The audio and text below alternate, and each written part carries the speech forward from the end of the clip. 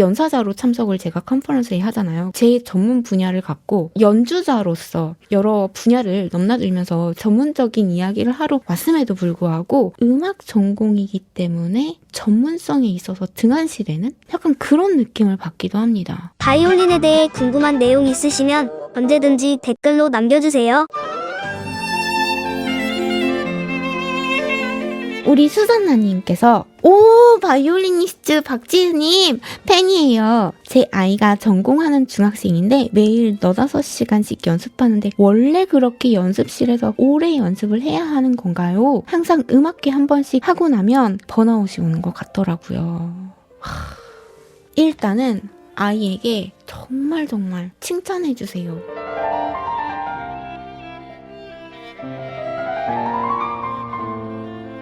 의사 선생님은 진료 오래 하시죠? 하루 종일 하시죠? 근데 365일 진료하는 병원조차도 당직의가 따로 있던지 아니면 페이 닥터를 써요. 근데 음악가들은 직업이 아니라 삶인 것 같아요. 워라벨이라는 것 자체가 없는 것 같아요. 남들은 쉬는 날이 저희한테는 평생이 날 잡고 연습하는 날 이런 개념이었거든요. 그렇게 평생 살아왔기 때문에 제가 빈둥빈둥 있는 시간은 없는데 멍 때리게 되거나 이렇게 되면 스스로 굉장히 죄책감을 느껴요. 이게 아마도 그렇게 평생 살아왔기 때문에 그런 것 같아요. 전공생이면 4-5시간씩은 꼭 연습을 해야 하고 그렇게 할 수 있다는 게 굉장히 큰 축복입니다. 그래서 수산나님 따님께 격려도 많이 해주셨으면 좋겠어요. Don't forget to subscribe. 구독해주세요. 여러분 1만 시간의 법칙이라는 이론 아시죠? 그 이론이 대규모 연구에서 비롯된 논문에서 나온 책이에요. 가설이 이거였잖아요. 어떤 분야든 한 사람이 한 분야를 10,000시간 이상 투자하면 그 분야의 마이스터가 되더라. 그런 내용이에요. 근데 1만 시간의 법칙을 누구를 대상으로 이 실험을 진행했는지 아시나요? 음대 그리고 전문 바이올리니스트를 대상으로 실험이 진행이 됐던 연구입니다. 무슨 소리냐면 전공생이 바이올리니스트로서 성장을 해서 전문 연주자로 돈을 벌 수 있을 정도로 마이스터 단계가 되기 위해서 어느 정도의 연습 시간을 투자하느냐 이거를 연주자들을 대상으로 진행을 했던 실험이라는 이야기거든요. 그만큼 철저하게 시간 관리를 하면서 열심히 사는 학과가 음대 학생들이더라 라는 그런 연구 결과가 있었습니다. Smash that like button. 구독해주세요.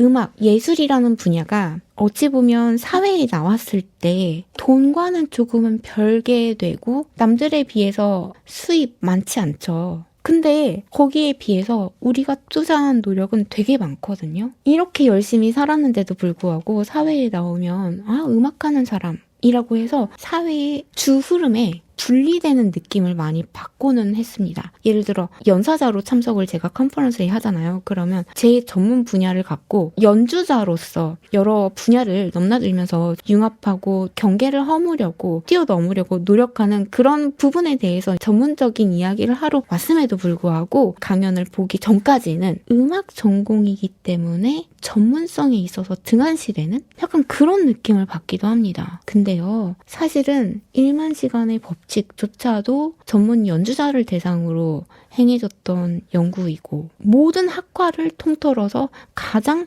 열심히 사는 치열하게 사는 학과가 음대였단 말이죠. 그러니까 연주자로서 살아남아야 되는 아이에게 정말 많은 격려가 필요한 거는 첫 번째고, 그리고 두 번째는 이런 인식이 좀 많이 개선이 돼서 우리 수산나님의 아이가 이 사회에 나왔을 때는 음악하는 사람들이 공연이나 교육이나 예술계 뿐만 아니라 더 많은 영역에서 영향력을 끼치고 가치를 창조해낼 수 있고 그런 사회가 되었으면 정말 좋겠는 바람입니다. 그러니까 그때까지 미리부터 좌절하거나 힘들거나 실망하거나 지치지 않도록 지금 또 바로 가서 정말 잘하고 있다고 열심히 격려해 주시고 맛있는 것도 많이 해주시고 진짜 잘하고 있다고 잘 될 거라고 응원 많이 해주셨으면 좋겠습니다.